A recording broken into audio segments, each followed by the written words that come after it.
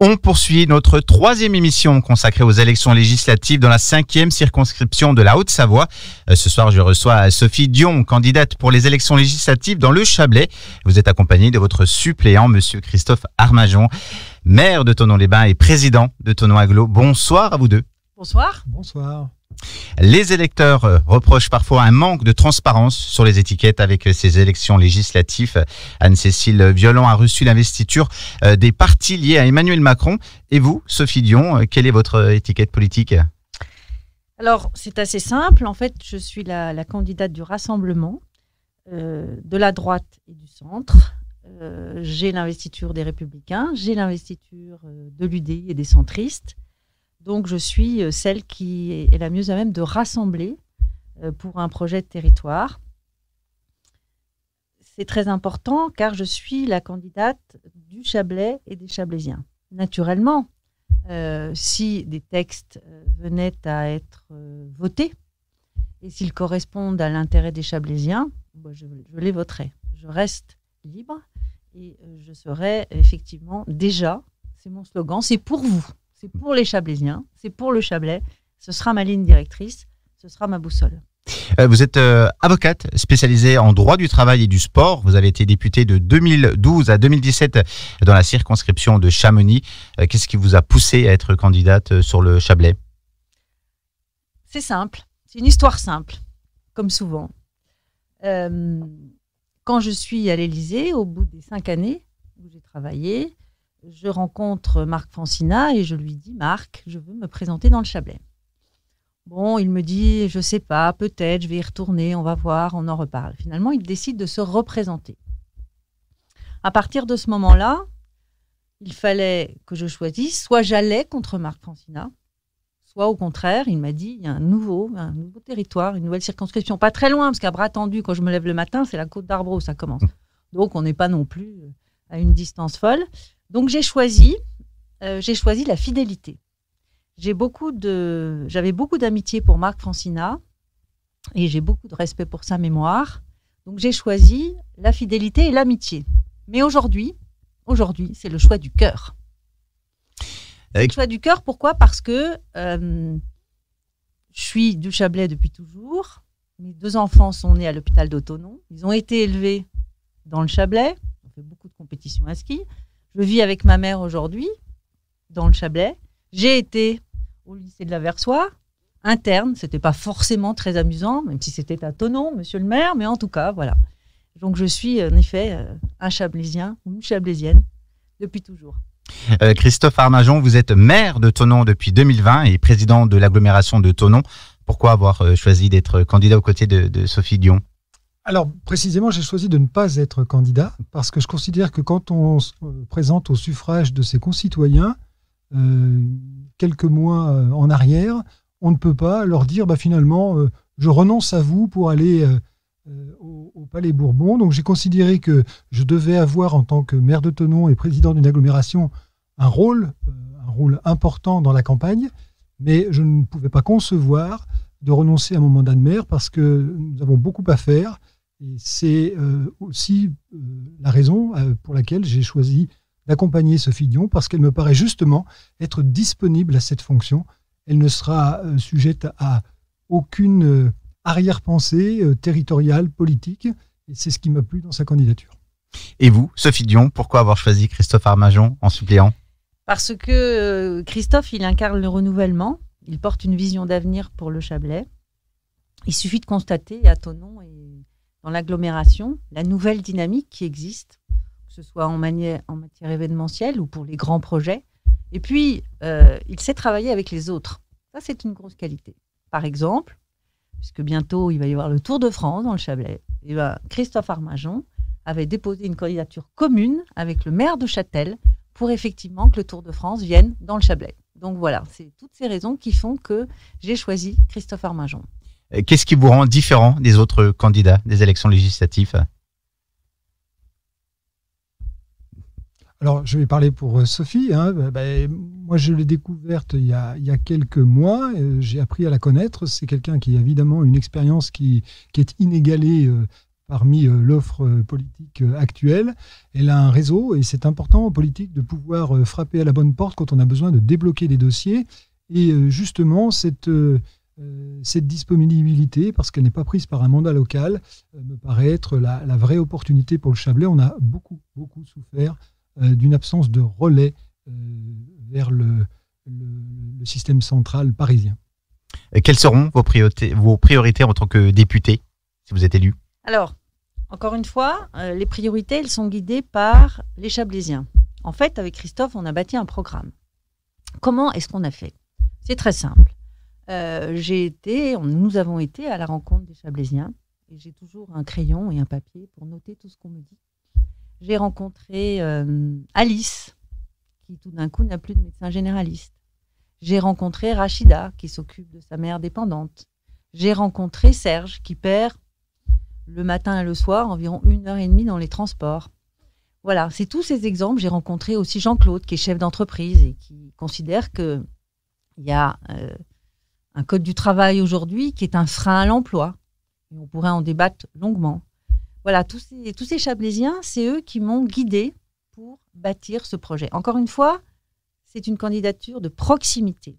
J'ai rencontré tous les maires il y a déjà plusieurs mois et je les ai beaucoup écoutés. Et en fait, le mot qui revenait très souvent, c'était proximité. Ils ont besoin de quelqu'un qui les écoute, qui soit à leur écoute, qui réponde à leurs préoccupations. C'est vrai pour les maires, parce que ce n'est pas un métier facile, mais c'est aussi vrai pour l'ensemble des Chablaisiens. Voilà comment j'ai bâti mon programme. À l'écoute, en proximité, pour vous. Christophe Armajon, Sophie Dion, le Chablais accueille un grand nombre de nouveaux habitants chaque année. Beaucoup travaillent en Suisse. Qu'est-ce que vous pouvez proposer pour le quotidien de ces travailleurs frontaliers ? Alors, c'est vrai que c'est un sujet considérable, la question des travailleurs frontaliers. Déjà, ça dépend de l'endroit où ils vont. Ils n'ont pas forcément toujours le même transport, en tout cas les mêmes questions. Mais globalement, ce que l'on peut dire, c'est que il faut leur faciliter, dans le cadre des mobilités, dans le cadre du développement durable, qui fait partie du deuxième grand projet de mon programme, il faut évidemment faire en sorte qu'on leur facilite la vie. Faciliter la vie, ça veut dire faciliter les modes de transport, que ce soit en effet des modes de transport qui soient par le bateau, puisque certains prennent le bateau, ou ce soit des modes de transport par le train, puisque d'autres prennent le train. Et à ce moment-là, par exemple, pour le train, il faut améliorer les connexions avec le rythme du Léman Express. Et puis, peut-être aussi faut-il réfléchir, puisqu'ils ont des journées très lourdes, des journées très chargées. Quand ils rentrent le soir, c'est pas facile quand ils ont des enfants. Donc, il faut aussi réfléchir à les aider pour faire garder leurs enfants dans des structures d'accueil, dans des crèches qui puissent effectivement avoir des amplitudes horaires qui correspondent à leurs besoins. Et peut-être aussi réfléchir sur la question du télétravail. Même si ce n'est pas un seul député qui pourra y parvenir, puisqu'il faudra naturellement travailler avec les autorités diplomatiques, en particulier de la Suisse. Depuis les élections municipales, on peut regretter de nombreuses tensions sur notre territoire, notamment au sein de la communauté de communes des Pays d'Évian-Vallée d'Abondance, avec la ville de Pubillier. Pensez-vous pouvoir aider le territoire à sortir de ces clivages et estomper cette fameuse frontière de la Drance ? Alors, je vais vous faire une confidence. Moi, quand j'étais petite, le mot rivière, il n'existait pas. Je pensais que toutes les rivières du monde et de France, elles s'appelaient Drance. Donc, voilà, la question de la Drance, ça renvoie à des souvenirs d'enfants, mais au-delà. Et Christophe l'a dit tout à l'heure. En fait, je n'ai pas de mandat. Je ne suis pas élu d'une commune, ce qui me donne une liberté et une capacité à rassembler très forte. Je ne sacrifierai pas aux intérêts d'une communauté de communes ou d'une autre. Et je regrette vraiment ces clivages. Aujourd'hui, on ne peut pas se poser en candidat du rassemblement et irriguer ou mettre le feu, si vous voulez, dans des histoires communales ou intercommunales. Donc, j'ai vraiment la disponibilité pour défendre de manière égalitaire et avec la foi qui renverse les montagnes, le Chablais dans toute sa plénitude et pour faire un Chablais uni, un Chablais rassemblé. Le contexte politique national est brouillé. Les partis d'extrême gauche et d'extrême droite représentent désormais un grand nombre d'électeurs en France. En parallèle, de nombreux élus de droite rejoignent la majorité d'Emmanuel Macron. Et vous, si vous gagnez cette élection et qu'une majorité Macron s'installe à l'Assemblée, quel camp choisirez-vous ? Serez-vous dans l'opposition ? Écoutez, j'ai beaucoup d'amis qui travaillent dans le gouvernement de M. Macron, qui vient d'être mis en place. Donc, je n'ai pas de difficulté. J'ai travaillé quand j'étais députée. J'ai travaillé sous la présidence de François Hollande. Et pour autant, j'ai fait avancer beaucoup de dossiers. Donc, je travaillerai naturellement avec le gouvernement d'Emmanuel Macron sur les dossiers qui intéressent le Chablais.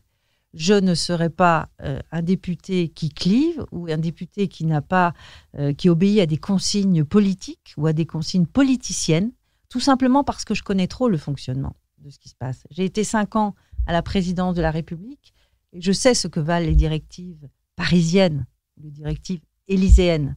Donc, moi, mon seul guide, c'est le Chablais. S'il y a un texte qui intéresse les Chablaisiens, si par exemple le gouvernement d'Emmanuel Macron et le nouveau ministre du Travail considèrent qu'il faut alléger les normes, alléger les contraintes pour les chefs d'entreprise, ou au contraire faire beaucoup d'efforts sur la santé, qui est quand même une préoccupation majeure, je dirais presque la préoccupation numéro 1 pour nous tous aujourd'hui, ou sur la solidarité.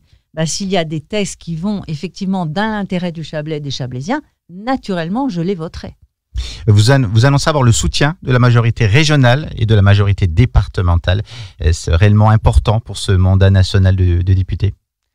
Bien sûr que c'est très important. Je suis très contente d'avoir en effet le soutien du département et le soutien de la région, avec Laurent Wauquiez en particulier. Pourquoi ? Parce qu'on sait à quel point ces deux institutions ont beaucoup fait et font encore beaucoup pour la Haute-Savoie. Donc c'est très important et je suis la seule, nous sommes les seuls, à bénéficier de leur soutien. Nous en sommes très fiers. Et aujourd'hui, c'est des institutions qui comptent, c'est des institutions qui ont un poids considérable dans le Chablais en particulier. Et donc, c'est une grande chance de les avoir à nos côtés. On lit très souvent des critiques à l'égard de la députée sortante, trop éloignée des préoccupations des Chablaisiens. Comment ferez-vous le lien entre Paris et le Chablais ? C'est simple. Je suis du Chablais, je serai dans le Chablais et j'écouterai les Chablaisiens.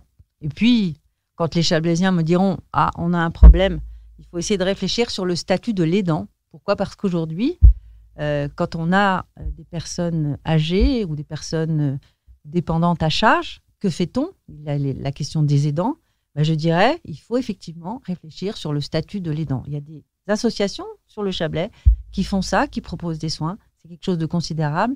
Donc je vais écouter ce que me disent les Chablaisiens et je travaillerai dans ce sens-là, c'est-à-dire du Chablais vers Paris, mais jamais de Paris vers le Chablais. Je connais trop le système. Dernière question, vous avez choisi le mot « pour vous » comme slogan de campagne. Votre site internet est sophie-dion-pourvous.fr. Pourquoi ce slogan ? Parce que c'est pour vous. C'est pour vous que je suis là. C'est pour vous. C'est pour tous les gens qui nous écoutent. C'est pour ça que je suis là. Vous savez, j'ai beaucoup réfléchi à ce projet. Donc, quand je l'ai bâti, je vous l'ai dit, je l'ai bâti avec les Chablaisiens et je serai toujours pour les Chablaisiens. Voilà pourquoi ce slogan. Il a une vraie signification. C'est plus qu'un label, c'est du fond du cœur. Le Chablais est un choix de cœur et pour vous, c'est un choix de cœur. Souhaitez-vous ajouter un dernier mot, chacun ? Peut-être revenir sur les fractures que vous avez évoquées concernant le Chablais. C'est vrai que cette affaire de Publier-Evian a posé une vraie difficulté à la communauté de communes du Pays d'Évian. En revanche, il me semble, avec le recul nécessaire, que Thonon Agglomération a montré justement son ouverture d'esprit en disant il faut faire bouger les lignes. Et c'est à une écrasante majorité que les conseillers communautaires, mais aussi les conseillers municipaux, ont dit nous devons aller de l'avant. Et si il faut faire bouger ces frontières administratives qui sont très artificielles finalement, eh bien, nous sommes disponibles. Et c'est ça le message qu'il faut entendre. Et Sophie étant issue du 3e établissement public de coopération, le Haut-Chablais, je trouve que c'est un bon gage parce que finalement, Thonon Agglomération est disponible. Sophie, elle, sera volontaire et absolument neutre dans cette question, restera aux habitants et aux élus du Pays d'Évian à prendre leurs responsabilités. Madame Dion, pour terminer cette interview. Bon, écoutez, merci beaucoup. Et encore une fois, voilà, je suis la députée du Chablais. Enfin, je serai, j'espère, la députée du Chablais. Et pour les Chablaisiens. Merci Sophie Dion et merci Monsieur Christophe Arminjon d'être venu vous exprimer au sujet de votre candidature pour les élections législatives dans le Chablais. Un podcast à retrouver sur tononalperadio.com. Merci à vous. Merci.